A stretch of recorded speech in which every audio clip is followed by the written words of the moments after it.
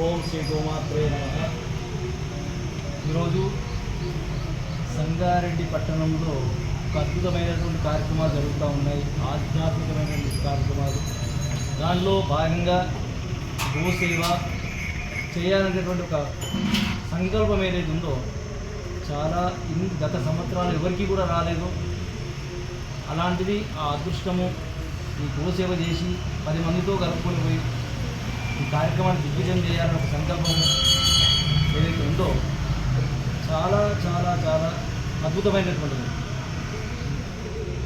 మనిషికి డబ్బులున్నా కానీ ఇచ్చేటటువంటి మనసు ఉన్నవాళ్ళు చాలా తక్కువ.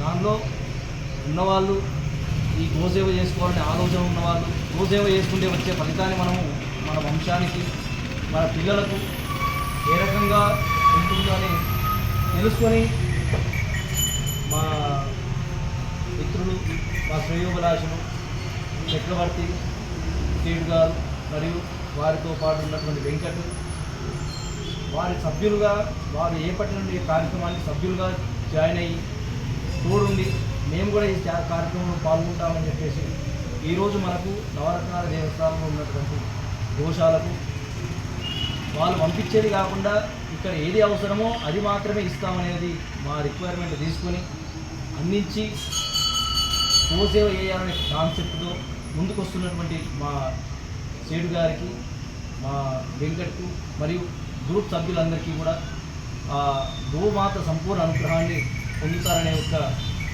ఆశీర్వాదం ఇస్తున్నాం.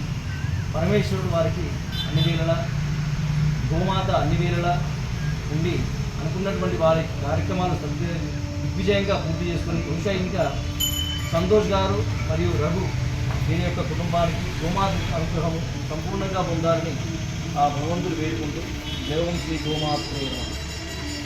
జై శ్రీరామ్, జై శ్రీరామ్, జై గోమాత.